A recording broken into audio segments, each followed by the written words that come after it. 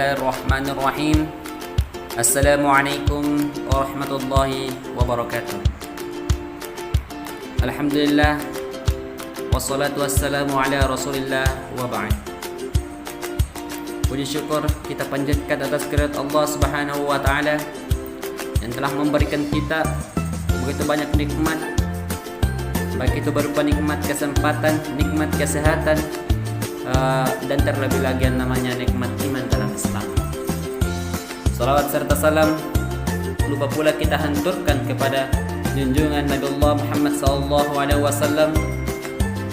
Dialah Nabi dan diutus oleh Allah Subhanahu wa taala ke muka bumi ini untuk menyempurnakan akhlak sebagaimana dalam sabdanya, innama bu'ithtu liutammima makarimal akhlak. Dialah Nabi yang menjadi rahmatan lil alamin, sebagai rahmat seluruh alam. Insyaallah pada pertemuan kali ini kita akan membahas mengenai pendidikan Islam pada masa Khulafaur Rasyidin dan Bani Umayyah.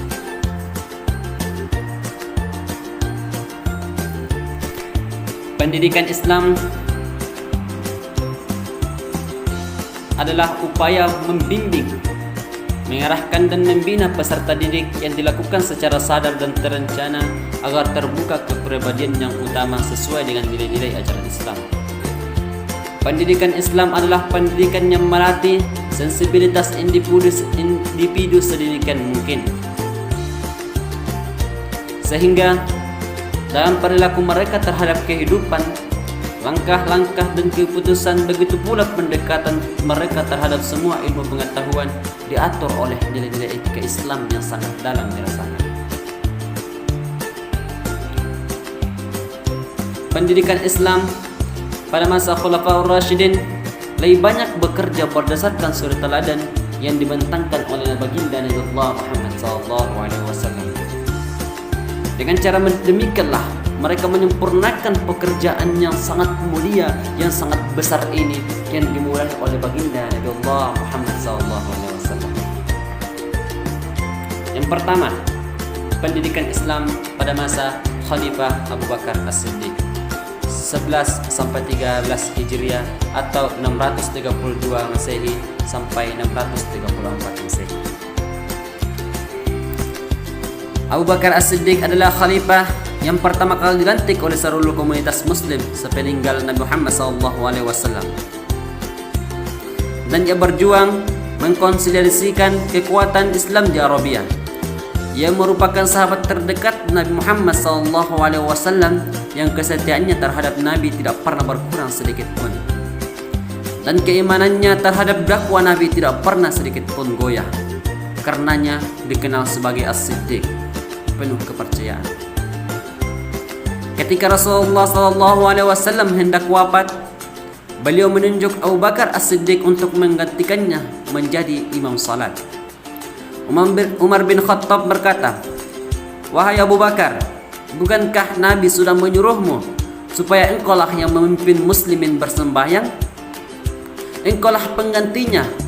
Kami akan mengikrarkan orang yang disukai oleh Rasulullah SAW di antara kita semua ini." Ikrar ini disebutkan ikrar Saqifah. Kata-kata ini sangat menyentuh hati muslimin yang hadir. Pihak muhajirin yang datang memberikan ikrar, kemudian pihak ansar juga memberikan ikrarnya.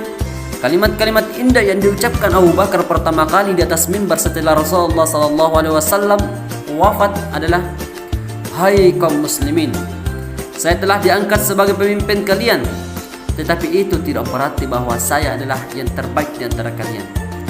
Maka jika saya benar, bantulah, dan jika saya salah, betulkanlah. Taatilah saya selama saya mentaati Allah dan Rasulnya, dan jika saya tidak taat, maka tiada keharusan bagi kalian untuk mentaatiku." Pidato dari Abu Bakar As-Siddiq ini, dalam hal ini ada interaksi pendidikan yang terjadi antara Abu Bakar sebagai pendidik dan kaum muslimin sebagai peserta didiknya. Dengan materi utama adalah kejujuran, amanah dalam memimpin, dan hanya Allah dan Rasul yang ditaati, dan pemimpin yang taat kepada Allah dan Rasulnya lah yang harus ditaati. Kemudian pendidikan Islam pada masa Khalifah Umar bin Khattab 13 Hijriah sampai 23 Hijriah atau 634 Masehi sampai 644 Masehi. Khalifah kedua dalam Islam juga orang kedua dari kalangan Khulafaur Rasyidin adalah Khalifah Umar bin Khattab. Ia merupakan satu di antara tokoh-tokoh besar dalam sejarah Islam. Meluasnya wilayah Islam mengakibatkan meluas pula kebutuhan kehidupan dalam segala bidang, seperti keteraturan dalam bidang pemerintahan dan segala perlengkapannya. Memerlukan pemikiran yang serius untuk memenuhi kebutuhan itu. Diperlukan tenaga manusia yang memerlukan keterampilan dan keahlian yang memadai bagi kelancaran roda pemerintahan itu sendiri. Hal ini berarti peranan pendidikan harus menampilkan dirinya.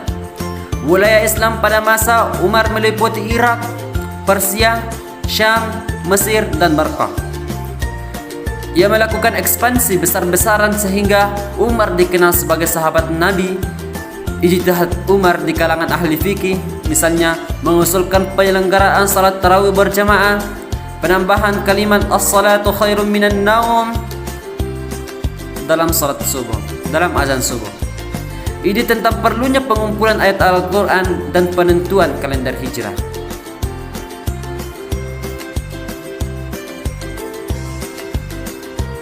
Kemudian yang ketiga, pendidikan Islam pada masa Utsman ibn Affan. Khalifah ketiga periode Khulafaur Rasyidin, Utsman bin Affan dipilih sebagai khalifah oleh sebuah dewan pemilihan yang disebut Syura. Pemerintahan Utsman bin Affan berlangsung dalam 2 periode.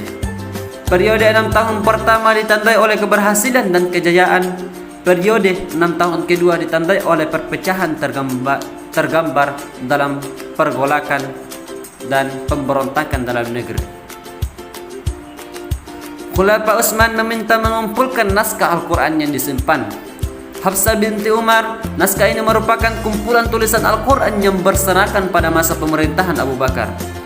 Khalifah Utsman kemudian membentuk suatu badan dan panitia pembukuan Al-Quran yang anggotanya terdiri dari Zaid bin Sabit sebagai ketua panitia dan Abdullah bin Zubair serta Abdurrahman bin Haris sebagai anggota.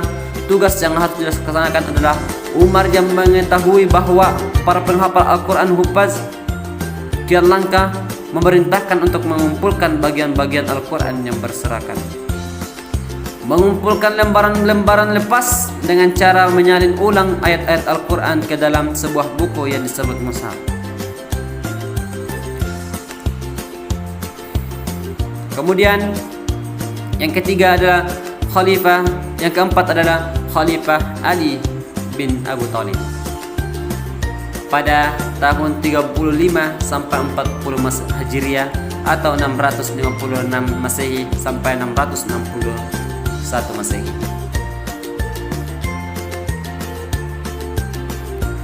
Khalifah keempat Khulafaur Rasyidin juga sepupu dan sekaligus menantu Nabi Muhammad SAW. Periode Ali bin Abi Thalib, kegiatan pendidikan pada saat itu mengalami hambatan dengan adanya perang saudara.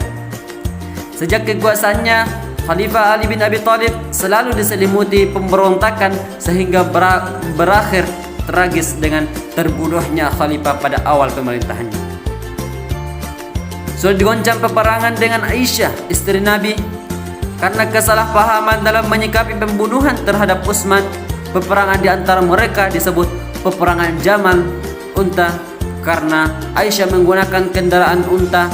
Setelah berhasil mengatasi pemberontakan Aisyah, muncul pemberontakan lain, sehingga masa kekuasaan Khalifah Ali tidak pernah mendapatkan ketenangan dan kedamaian. Dengan demikian, dapat disimpulkan bahwa pendidikan pada zaman 4 khalifah belum berkembang seperti pada masa-masa sesudahnya. Pelaksanaannya tidak jauh berbeda dengan masa Nabi, yang menekankan pada baca tulis dan ajaran-ajaran Islam yang bersumber pada Al-Quran dan hadis Nabi. Hal ini disebabkan oleh konsentrasi umat Islam terhadap perluasan wilayah Islam dan terjadinya pergolakan politik, khususnya di masa Ali bin Abi Thalib. Pusat pendidikan pada masa ini penaklukan ke timur dan ke barat, dan kaum muslimin merintahkan dari Amir atas sebagian besar Persia hingga sampai Sungai Jihad. Dari utara atas Suriah dan negeri Armenia, dari barat atau atas Mesir. Dan dibukanya kota-kota besar Islam seperti Fushat, Kufa, dan Damaskus. Dengan demikian agama Islam tersebar seluruh negara Islam yang luas dipeluk oleh penduduk dengan segala suka hati, bukan dengan paksa atau kekerasan. Pusat pendidikan bukan hanya di Madinah saja, bahkan telah tersebar pula di kota-kota besar sebagai berikut. Yang pertama, kota Makkah dan Madinah, Hijaz, kota Basrah dan Kufah, Irak, kota Damsyik dan Palestina, Syam, kota Bistat, Mesir,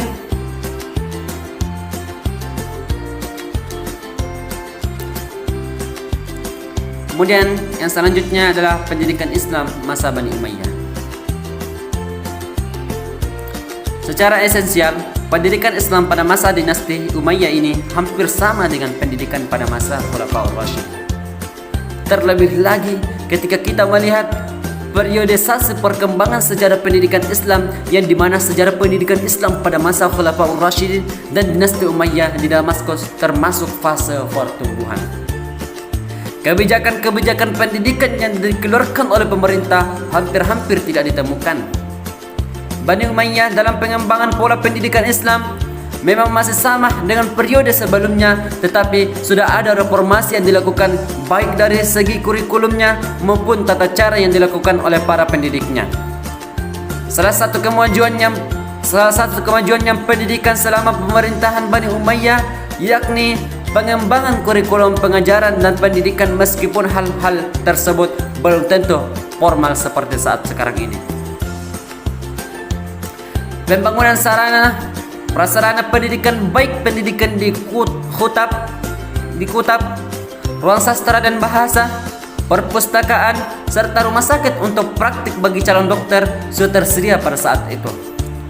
Kemajuan pengetahuan dan pembaharuan sistem pendidikan pada zaman Daulah Bani Umayyah sudah terlihat, karena pemerintah Bani Umayyah menaruh perhatian yang sangat dalam bidang pendidikan, memberikan dorongan yang kuat terhadap dunia pendidikan dengan penyediaan sarana dan prasarana. Hal ini dilakukan agar para ilmuwan, para seniman, dan para ulama mau melakukan pengembangan bidang ilmu yang dikuasainya serta mampu melakukan kaderisasi ilmu. Demikianlah materi kita pada pertemuan kali ini. Sebagai kesimpulan, Abu Bakar dan pusat pembelajaran pada masa itu adalah Madinah, sedangkan yang bertindak sebagai para pendidik adalah para sahabat Rasul yang terdekat. Berdasarkan uraian di atas bahwa pelaksanaan pendidikan Islam pada masa Abu Bakar adalah sama dengan pendidikan Islam yang dilaksanakan pada masa Nabi, baik materi maupun lembaga pendidikannya, karena Abu Bakar termasuk sahabat terdekat yang hidup sezaman dengan Nabi. Berkaitan dengan masalah pendidikan, Khalifah Umar Ibn Khattab merupakan seorang pendidik yang melakukan penyuluhan pendidikan di kota Madinah. Beliau juga menerapkan pendidikan di masjid-masjid dan pasar-pasar, serta mengangkat guru-guru untuk tiap-tiap daerah yang ditaklukkan. Mereka bertugas mengajarkan isi Al-Quran, fikih, dan ajaran Islam lainnya kepada penduduk yang baru masuk Islam. Dari pokok-pokok di atas dapat kita simpulkan bahwa mata pembelajaran agama Islam pada masa Khalifah Umar lebih maju dan lebih luas serta lebih lengkap. Pada masa Khalifah Utsman tidak hanya Al-Quran yang dipelajari, tetapi ilmu hadis dipelajari langsung daripada sahabat Rasul. Pada masa ini berhasil dibukukannya Al-Quran. Sedangkan Khalifah Ali pada masa Bani Umayyah, khalifah sangat wajar kalau pendidikan Islam pada periode awal kehidupan Islam ini untuk berusaha menyiarkan Islam dan mengajar dan ajaran-ajarannya. Itulah sebabnya pada periode ini banyak dilakukan penaklukan wilayah dalam rangka menyiarkan dan menguatkan prinsip-prinsip agama. Demikianlah pelajaran kita pada kesempatan kali ini. Semoga apa yang disampaikan tadi bisa bermanfaat, bisa kita amalkan, bisa kita ambil pelajarannya. Dan kalaupun ada kesalahan, itu datangnya dari diri pribadi. Jika ada kebenaran, itu datangnya dari Allah Subhanahu wa Ta'ala. Sekian dari saya. Next time, the next video. Wassalamualaikum warahmatullahi wabarakatuh.